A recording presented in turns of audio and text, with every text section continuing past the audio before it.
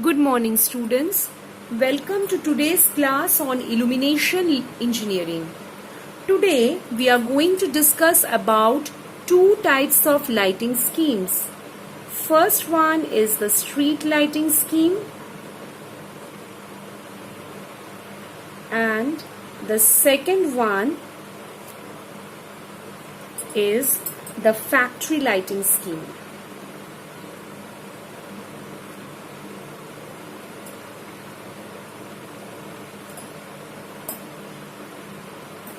So first we will start with the street lighting scheme.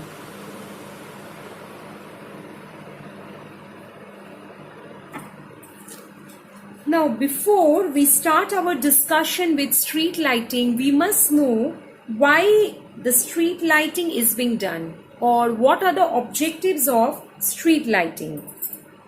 The first objective of street lighting is to make the traffic and obstructions on the road clearly visible to the commuters.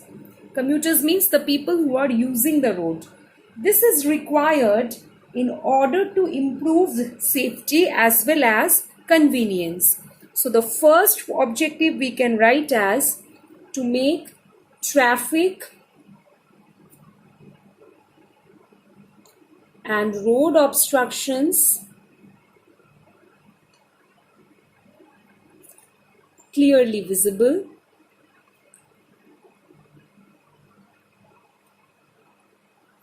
The second objective is to enhance the community value of the street.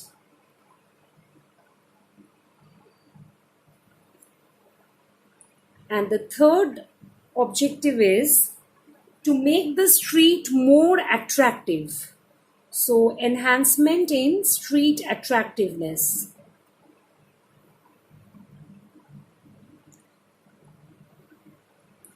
So these are the three objectives in street lighting. For designing the street lighting installation, generally two principles are employed. So lighting principles that are employed in street lighting are, first one is diffusion principle and second one is specular reflection principle.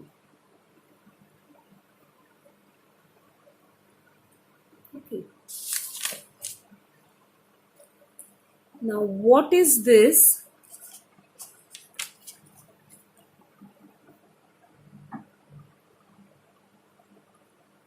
Diffusion principle. Let us see. Now in case of diffusion principle, the lamps that are used, they will be fitted with suitable reflectors. So suitable reflectors are used in the lamps. The design of the reflectors is such that they either allow the light or they direct the light vertically downwards and also spread it uniformly over the road surface. So the reflectors direct the light downwards and spread uniformly. In order to avoid the glare, the reflectors have a cutoff between 30 to 45 degrees. In such cases, what happens? The filament is not visible except underneath it. Okay. The diffusing nature of the road surface causes a certain amount of the light that is incident in the direction of the observer to be reflected back. And for this reason, the road surface appears to be clear and bright to the observer. For calculating the illumination at any point, we have already studied in the last class point to point and inverse square law method. So either of them can be employed. Now, in certain portions of the road, the surface may be illuminated by two lamps. So in such cases, the overall resultant illumination will be the sum of illumination due to each lamp. The next principle is specular reflection principle. So what happens over here? Now here also we use reflectors as in the previous case, but these reflectors are curved upwards. So curved upwards reflectors are used here. So as a result, the light is thrown on the road at a very large angle of incidence. So we can write the angle of incidence is very large over here. So in this method, a pedestrian who wants to see the objects in his immediate neighborhood will be easily able to see this. Now this method is more economical in comparison to the previous one that we have discussed today. Here, however, there is one disadvantage.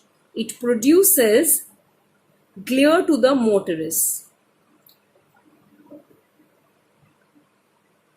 So these are the features of the two principles. Our next topic of discussion in today's class is illumination level,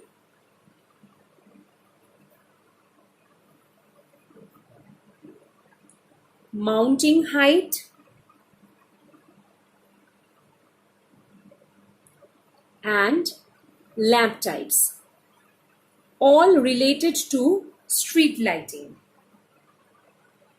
Now, if we are designing the lighting for some important area, such as a shopping center or road junction, then the illumination level is somewhere around 30 lumen per meter square.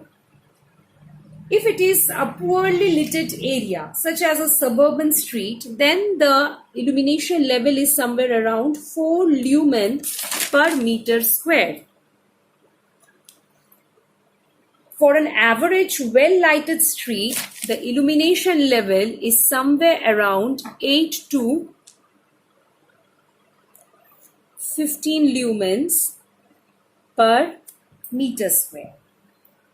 The spacing between the lamp is around 50 meters and the mounting height is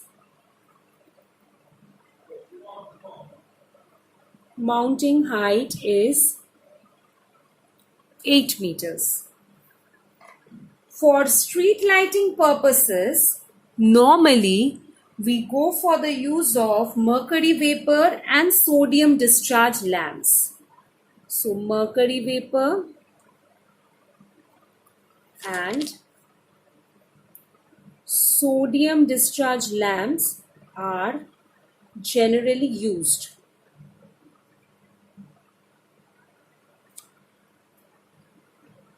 Because these have got certain amount of advantages.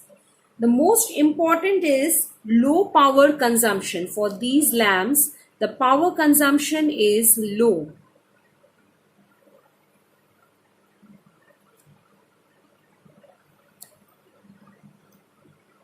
For a given amount of light. So, although their cost is quite high, the overall cost of the installation with the discharge lamps is less than that of employment of filament lamps.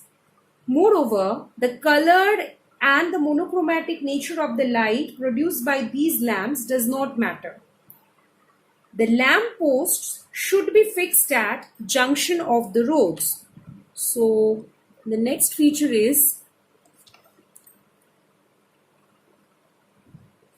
lamp posts at road junctions. Okay. So that's all for today. In the next class, we will discuss the factory lighting. Thank you.